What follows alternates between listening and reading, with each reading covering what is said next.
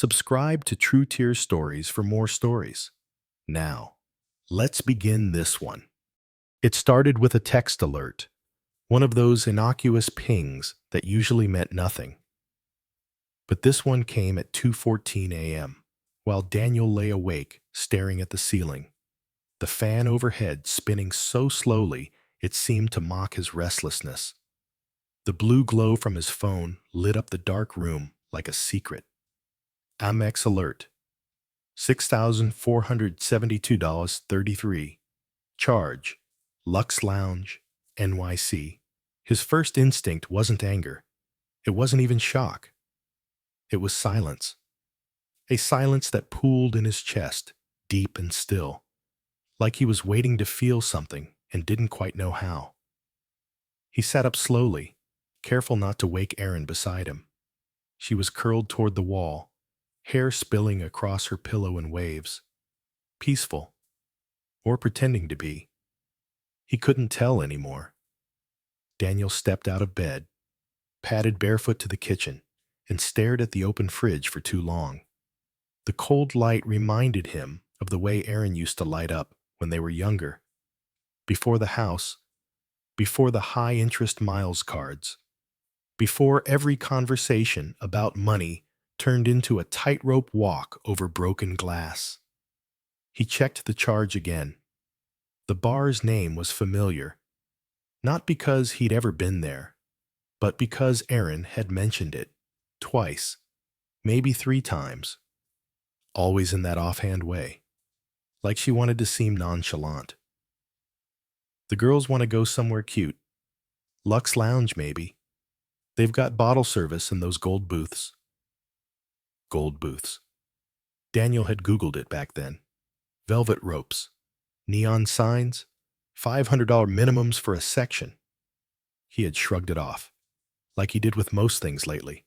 But $6,000 wasn't a shrug. He pulled up the itemized account. She'd spent it all in one night. Bottle after bottle. Tips that read more like donations. A pair of heels he'd never seen her wear. One charge labeled VIP Suite Deposit that made his jaw lock. He poured himself water, but it tasted metallic. His mind was racing now, but not in spirals, in clean lines. Logical. Cold. They'd talked about cutting back. She'd agreed, even smiled when he canceled his own golf membership to free up the budget. "You're sweet," she'd said, kissing his cheek, "but don't worry about me. I'm a cheap date." Cheap, he realized, was a word she'd only ever applied to him. The next morning, Erin acted like nothing had happened. Made coffee, played her usual morning playlist, hummed while brushing her hair in the mirror like she wasn't $6,472.33 deeper into the fantasy she'd been building for months. He didn't mention the alert. Not yet. Because something inside him said, wait. Not to be passive, not to be weak, but because the story wasn't finished yet. He watched her float around their kitchen in her robe, laughing at something on her phone. Probably the group chat. The same friends who cheered her on when she joked about how her man always paid the bills, even when he didn't know it. Daniel had overheard that once, at a party. Her voice too loud, a little tipsy, telling some guy's girlfriend how lucky she was to have found a soft one. "I've got one too," Erin said, clinking glasses. "He's useful, boring, but useful." Daniel had been carrying a tray of snacks. He didn't flinch, just set them down and went back to the kitchen. She never knew he'd heard. He wondered now if she even cared. At work that day, he couldn't focus. Every spreadsheet looked like a ledger of all the ways he'd compromised. Erin had always been charming. That was her currency. While he built savings plans, she built an image. Designer bags rented through monthly apps, curated Instagram stories, little lies she told like truths. He used to admire it. the way she moved through rooms, until he realized she never turned that shine toward him, not unless someone was watching. That afternoon, he pulled out a manila folder from the bottom drawer of his desk. Inside was a stack of invoices, not his own, but hers. The ones she never opened, the ones she said she'd get to eventually. Student loans, credit card statements under her name only, an unpaid dental bill from before they were married. He never touched them, just kept them, just in case. Now, he spread them out like a deck of cards. That night, she brought up the charge before he could. It was just one night, she said, pouring wine. It got a little wild. But come on, girls' night. You know how it goes. Daniel said nothing. You're not mad, right? She added, almost playfully. We've spent more on vacations. You've never paid for a vacation, he said quietly. She blinked, then laughed, brushing it off like a joke, but it hung in the air between them. Heavy, true. He didn't fight, didn't accuse, just said, got it, and walked out of the room. Later that week, he found her parents' address in the guest list spreadsheet from their wedding. His hand didn't shake as he typed it into the billing transfer form. The letter he enclosed was simple, polite. Dear Mr. and Mrs. Hadley, this charge was recently made on my American Express card during what was described as a girls' night. As Erin's parents and long-standing supporters of her lifestyle, I thought you'd prefer the honor of settling this particular evening. Best regards, Daniel. No anger, just an invoice, just a mirror. And then he mailed it. Erin didn't notice anything at first. That was the thing about her. She didn't see cracks until something fell through them. Daniel kept it that way, calm on the surface. He cooked dinner like usual, asked about her Pilates class, even kissed her temple one morning on his way out the door. He watched her closely, though, watched how she lingered a little longer on her phone some days, how she opened their shared mail but skipped anything without a boutique logo on the envelope. He knew the letter had arrived. He just didn't know when the wave would hit. It came the following Saturday morning. He was on the couch with his laptop, sorting through payroll spreadsheets for the small tech firm he helped run, when Erin stormed out of the bedroom, clutching a thin, cream envelope in her manicured hand like it had bitten her. What the hell is this? She asked, voice tight. Daniel looked up slowly, like her voice had pulled him out of a daydream. What's what? This. She waved the letter in the air. You sent a bill to my parents? He closed the laptop, set it aside. Technically, I transferred the charge. You made the purchase. They're livid, she said, voice rising. My mother called me sobbing. She said Dad thinks I'm spiraling. Daniel leaned back, arms resting on his knees. Are you? Her eyes flashed. You went behind my back. You embarrassed me. He didn't flinch. Did you feel embarrassed when you spent $6,000 of our shared money on a single night out? Erin opened her mouth, but no words came. She paced, barefoot, her silk robe swishing around her ankles. She looked like she was performing fury, but her steps were too uncertain. You're supposed to talk to me, she finally said, quieter. We're married, Daniel. I did talk, he said. You didn't listen. She stopped pacing, looked at him for the first time in days, really looked, and for a moment he thought she might apologize, might laugh, call herself stupid, promise to do better. Instead, she asked, Do they know about the other times? He tilted his head. What other times? She froze. He held her gaze. How many nights like this have there been? Silence. Then softly. Not like this, not that much. He waited. Once or twice, she said, but her voice was too careful, too edited. He nodded slowly, not because he believed her, but because he understood her. Erin didn't tell lies. She told versions. That night, they didn't eat dinner together. Daniel reheated pasta alone, ate it standing up in the kitchen. The apartment felt cold in that invisible way, like the temperature had dropped just between them. Erin stayed in the bedroom, door cracked slightly, music playing low enough to be both a signal and a wall. He didn't go to her. He logged into the credit card account instead, pulled the statements for the last 4 months. 3 more luxury charges, all at different bars, all on girls' nights, all paid without a conversation.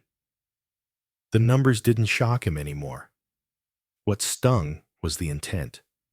Not the spending, but the ease with which she'd hidden it, as if she'd already written him into the role of someone too passive to push back. He stared at the last line. Beauty House Med Spa, Sound 745. He remembered that one. She'd said it was a gift card from a friend. The next morning, Erin was up early. She wore a crisp blouse and jeans she hadn't touched in months. Her hair was done. Makeup subtle. Perfect. She was headed to brunch. Just the girls, she said, tone brittle. Daniel only nodded. As she walked to the door, she paused. They think you're punishing me. He looked up from his coffee. Do you feel punished? She didn't answer. He watched her go, her heels clicking like punctuation marks. And when the door shut, he exhaled. Not relief. Not yet. But the beginning of it. That week, Erin didn't ask for money. She didn't talk about shopping, didn't show him shoes on her phone, or wave spa brochures under his nose. Instead, she seemed subdued, defensive, quietly wounded. Daniel kept his space, focused on work. He'd started booking more clients lately, mostly referrals. His agency had grown in the background of their marriage, like a garden she never walked through. She didn't know he'd doubled his salary in the last year. Never asked. Until one night, a few days later, she wandered into the living room where he sat working. She stood behind the couch for a moment, unsure. He sensed her there, but didn't speak. Finally, she said, I didn't think you'd actually do something like that. He paused. Like what? Send the bill. He clicked a cell on the spreadsheet. Why not? You're careful. You don't do dramatic things. He turned slightly to look at her. This wasn't dramatic. It was honest. She stared at him like she didn't recognize the version of him sitting there, measured, unmoved. I thought you'd just yell, she whispered, or sulk. Not this. I've been doing both, he said. You just haven't been listening. She nodded slowly, then said, Are we okay? He let the question hang there. Then, without looking at her, he said, I think you should stay with your parents for a while. Her inhale was sharp. Just for a bit, he added. Give us both some room. Erin said nothing, just turned around, walked back to the bedroom. That night, she packed a bag. The apartment sounded different without her. Not quieter, just less performative. No click of heels pacing the hardwood, no curated playlists echoing from the kitchen, no perfume lingering in the hallway. Daniel woke earlier than usual on the first morning alone. Not from restlessness, but something else. Like his body was adjusting to a space it hadn't fully inhabited in months. The coffee tasted stronger. The silence felt intentional. He didn't rush through his routine. There was no one waiting, no shared mirror to navigate, no offhand comment about how he always forgot to rinse the sink. He opened his inbox, skimmed through the usual client updates, and saw something unexpected. A forwarded message from his accountant. Notice of gift tax reporting. FYI. Your recent chargeback to Ms. O'Hara's family account was technically classified as a debt transfer. Unusual, but not disallowed. No further action needed unless they contest. He read it twice. Smirked. Of course, Aaron's father had tried to flag it as a gift. The man didn't like to lose control, and Daniel's little maneuver had disrupted a very carefully arranged image that their daughter married someone manageable. But Daniel was done being manageable. That afternoon, he met his best friend Leo at a quiet cafe across town. They hadn't seen each other in weeks. Life had a way of making the calendar slippery. But when Leo sat down across from him, sunglasses perched on his head like a crown, Daniel felt the knot in his shoulders loosen slightly. "So," Leo said, stirring his espresso. "How bad?" Daniel shrugged. "Depends how you define bad." Leo raised an eyebrow. "She maxed out the Amex," Daniel said, "on spa treatments, designer drinks, and, this part's my favorite, pre-ordering a handbag that won't arrive for 6 months. "Ah," Leo nodded. "The future investment handbag. Classic." "I billed her parents." Leo nearly choked on his drink. "You what?" "I billed her parents. She used their money to fund her performance of freedom. I figured they should pay for the props." Leo stared at him, then leaned back. "Low. Okay. So who are you? And what have you done with Spreadsheet Daniel?" Daniel smiled for the first time in days. "I stopped being quiet about the wrong things." They talked for a while. About business. About Leo's ridiculous dating life. About a podcast Daniel had started listening to just to fill the space. But eventually, the conversation drifted back. "Do you still love her?" Leo asked. Not with malice, just curiosity. Daniel didn't answer right away. He folded the corner of his napkin slowly, stared at the faint grain of the table beneath his fingers. "I don't know," he said. "I think I loved who she let me believe she was, but I don't know if I ever met her fully." Leo nodded, thoughtful. "You want her to come back?" Daniel sighed. "I want her to want to." There was a difference. 2 days later, Aaron texted, "Hey, I left a few things. Can I come by this weekend to pick them up?" Daniel typed back, "Sure, just let me know when." When she arrived, she wore sunglasses, even though it was overcast. Her hair was freshly styled, her nails painted a soft blush pink. She looked like herself, but not quite. Like someone impersonating herself. Daniel opened the door without fanfare. She stepped in, stood awkwardly just past the threshold. "I'll be quick." "Take your time," he said, stepping aside. She gathered her items quietly. Makeup bags, shoes, a silk scarf from Paris she'd never actually worn, but insisted on keeping displayed. Daniel stayed in the kitchen, sipping tea, not offering small talk. But before she left, she lingered. "I read the statement," she said, "from the Amex." He looked at her, waiting. "You could have just canceled the card," she said. "I did." She hesitated. "I mean, you didn't have to make a point like that." He nodded slowly. "You're right. I didn't have to. I chose to." Erin crossed her arms. "You know my parents are still furious." They can be furious. They weren't married to me. She looked away, jaw tightening. I never expected you to become... She trailed off. Someone who holds people accountable? No. Just decisive. Daniel said nothing. She stepped closer, lowered her voice. I didn't mean to humiliate you. But you did. I was overwhelmed. He nodded again. And I was invisible. The words hung there. I don't want a divorce, she said softly. Daniel exhaled. I don't know if that's your choice anymore. She stared at him for a long moment, and in her eyes, something shifted. Not pleading, not fury, just realization. She left without another word.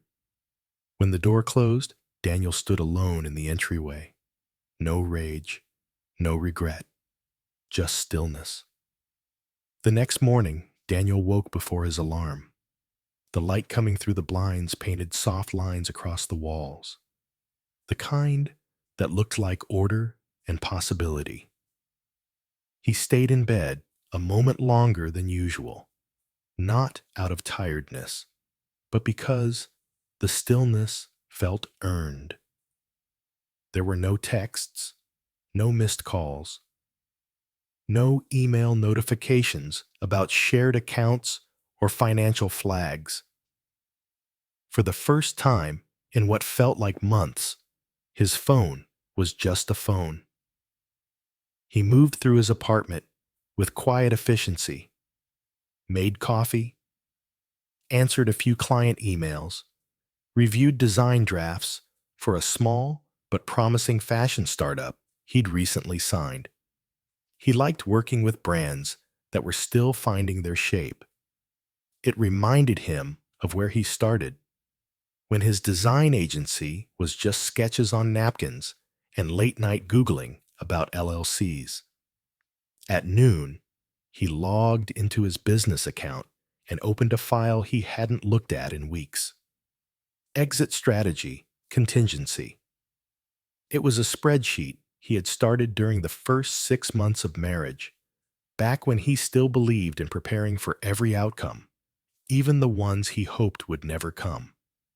It held projected legal costs, estimated living expenses if he moved out, and a note at the bottom that simply read, "Never stay somewhere you have to prove your worth daily." He hadn't added that line during an argument. He'd written it after a dinner party at her parents' house, when Erin's father had clinked a wine glass and said, with a smile too sharp, "Well, as long as our daughter doesn't start covering the mortgage, we're good." Daniel had laughed along, then gone home and created the file.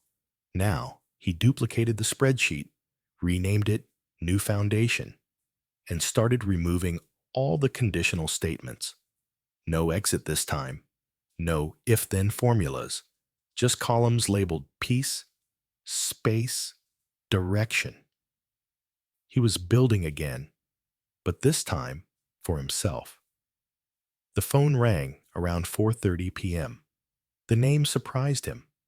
Julia, Erin's sister. He let it ring once more before answering. "Hey," there was a pause. Then, "I just wanted to say, I get it, what you did." Daniel leaned back in his chair. "She asked you to call?" "No," Julia said quickly. "Actually, she doesn't even know I am, but I was there the night she did all that. The spa, the hotel, I was there. And I didn't say anything. I should have. I'm sorry." He didn't say anything. "She talks about you like you're some unmovable wall," Julia continued. "Like you were too calm, too patient, like it was somehow a flaw." Daniel let out a quiet breath through his nose. "Thanks for calling." "I don't expect anything from you," she said. "I just thought you should know. Some of us were paying attention." He hung up soon after, politely, but her words lingered. Later that evening, while cleaning out a drawer, Daniel found a card, a birthday card Erin had given him 3 years earlier. back when the jokes were light and affection still felt easy. On the front, to my favorite workaholic. Inside, you dream big. Just don't forget I'm part of that dream too. He stared at it for a long time. Then quietly, deliberately, he placed it in the recycling bin. That night, he made dinner for one. No takeout, no pretense. Just fresh garlic, grilled vegetables, and music playing low in the background. He ate slowly, washed dishes by hand, let the candle burn a little longer than usual. Then he sat down with a notepad and started writing. Not a message to Aaron, but something for himself. It wasn't a list or a letter, just single words. Clarity, stability, choice, enough. Each one its own kind of vow. At 10:42 p.m., a text arrived. Aaron, I'm going to stay with my aunt in Vermont for a while. Please don't think I'm running. I'm just trying to find whatever it is I lost. Daniel stared at the screen. Typed, I hope you do. Then turned the phone face down. He didn't ask when she was coming back. Didn't ask if she wanted to talk. Because he'd learned something in the stillness. Peace doesn't require explanation. It just requires boundaries. And in finally setting one, Daniel had given both of them the clearest path forward. The quiet that followed wasn't cold. It was cleansing. For the first time in years, Daniel didn't feel the need to explain his choices to anyone. Not his wife, not her parents, not even the version of himself that once equated love with accommodation. He had paid the bill, yes. But what he'd really done was something far harder. He'd stopped giving discounts on his dignity. There were no grand announcements, no profile updates, no thinly veiled quotes on Instagram. Just one man, standing in the center of his own space, unashamed of the fact that his version of stability came slowly, quietly, and with great intention. A few weeks later, he took a walk through his neighborhood, stopping by a bookstore with wide windows and mismatched chairs. He bought a novel, paperback, slightly worn, and a coffee to go. The barista asked, "Want a name for the cup?" He smiled. "No, thank you." He walked to the park, sat on a bench, and opened the book. A breeze rustled the pages. In the distance, a child laughed. A couple argued softly over directions. Life continued, beautifully indifferent. Daniel didn't look back. Not at the bills, not at the card in the trash, not at the life he had curated for someone else's expectations. He had returned to something far more important than revenge. He had returned to himself.